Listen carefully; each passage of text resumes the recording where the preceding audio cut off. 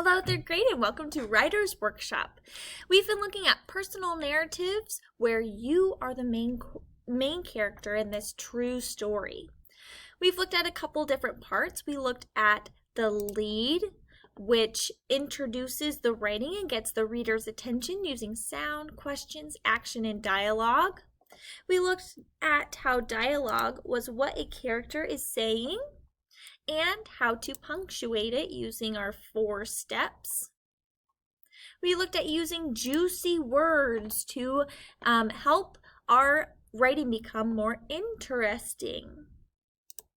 We also looked at showing and not show, don't tell. So instead of just saying where we were, we would describe what it smells like, what it sounds like.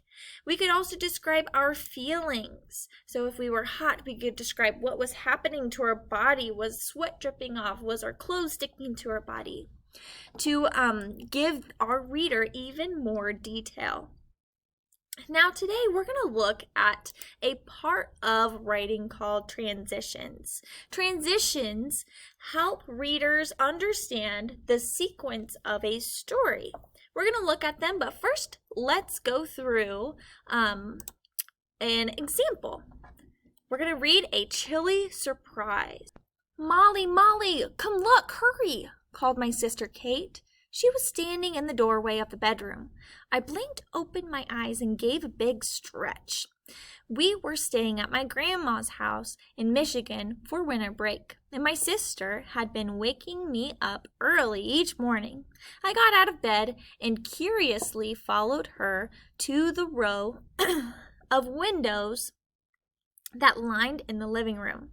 The whole front yard was covered in a blanket of glistening white snow. Kate and I had lived out west our whole lives, so seeing snow like this was something we had never experienced. "Isn't it gorgeous, girls?" my grandmother said as she entered the living room behind us and smiled in awe of the beauty as well. "Grandma, can we please play in it? Please, please, please," begged my sister as I started joining in too. "Well, of course. You just need to go to the downstairs closet and search through all of the snow things to see what fits you.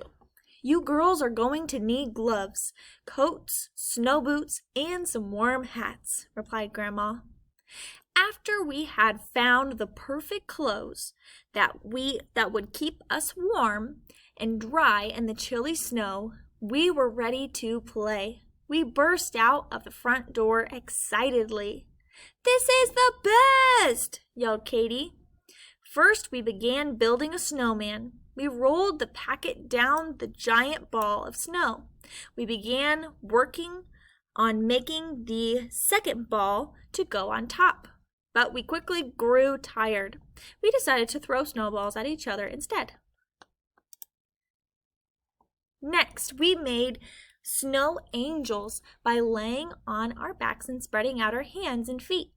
We swayed our hands and feet like we were doing jumping jacks. We hopped up quickly and observed our beautiful angels. Katie and I giggled at their odd shapes. Finally, we decided that we were too cold to continue playing in the snow. We called Grandma to help us get out of our snow gear. "Well, that was quick, girls. Are you sure that you're all done out there?" she asked. We're done just until we warm up inside. Then we'd like to come back out and play some more," I said and smiled. Katie nodded her head in agreement, and Grandma just laughed. I couldn't remember a time that was more fun than playing in the snow that day. Now I want you to think back at some words in here that told us how the story was progressing. In the middle, we saw the word after that gives us some information of when something happened.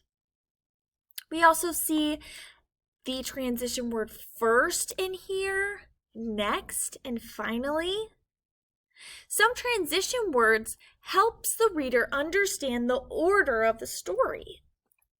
On your class kick, I want you to fill out this graphic as we are going along. So when you are using transition words, you are using them to organize your writing, help your writer understand the order of the text.